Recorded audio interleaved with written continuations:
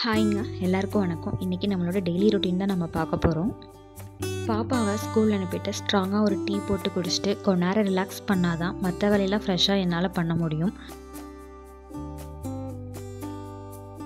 இன்றைக்கி அரிசி ஊற வச்சுருந்தேன் மாவாட்டுறதுக்காக, அதையும் கிரைண்டில் ஆட்டுறதுக்காக போட்டு விட்டுட்டேன்.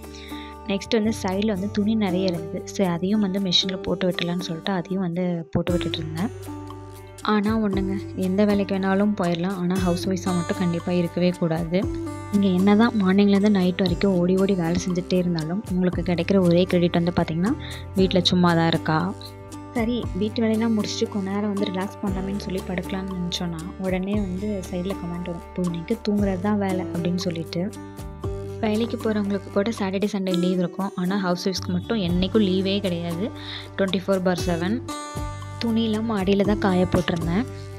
மிஷினில் போட்டு மேலே கொண்டு காய போடுறது கூட ஒரு பெரிய விஷயமே இல்லை. ஆனால் இதுக்கப்புறம் காஞ்சதுக்கப்புறம் நம்ம அதை மடித்து அந்தந்த பிளேஸில் செட்டில் பண்ண பாருங்கள், அதுதான் பெரிய வேலை. துணியெல்லாம் காய வச்சுட்டு கொஞ்ச நேரம் வெயில் காஞ்சாச்சு. ஏன்னா பெங்களூரில் வெயில் அடிக்கிறதே அதிசயம்.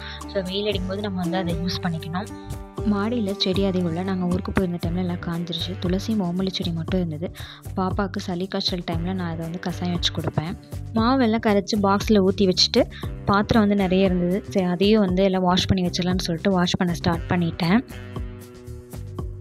பாத்திரம்லாம் வாஷ் பண்ணி முடிச்சுட்டு மாவாட்டின கிரைண்டர் எல்லாமே இருந்தது. ஸோ அதையும் எல்லாம் வாஷ் பண்ணி வச்சுட்டு ஆயில் பாட்டில் இருந்தது. ஸோ அதையும் நம்ம சரி வாஷ் பண்ணிடலான்னு சொல்லிட்டு அதையுமே வாஷ் பண்ணி வச்சுட்டேன்.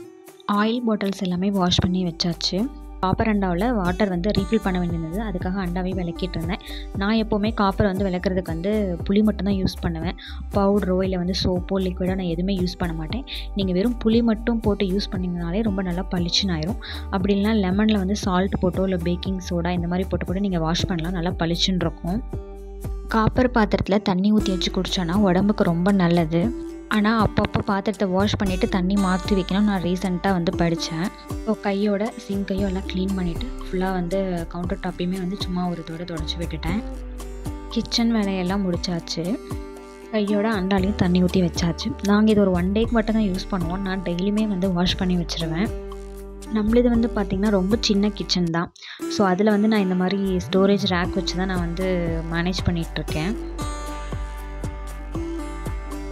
கிச்சன் வேலையெல்லாம் முடிச்சுட்டு சரி சாங் கேட்டுகிட்டே வீடு கூட்டலான்னு சொல்லிட்டு சாங் தான் போட்டுட்ருந்தேன்.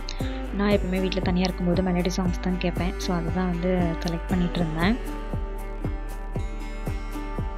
எல்லா வேலையும் முடிச்சுட்டு டைம் பார்த்தோன்னா 2:40 கிட்ட ஆயிடுச்சு. பாப்பாவுக்கு 3 o'clock pickup time. So auto book பண்ணிவிட்டு கிளம்பியாச்சு. நம்ம புக் பண்ண ஆட்டோவும் வந்துருச்சு.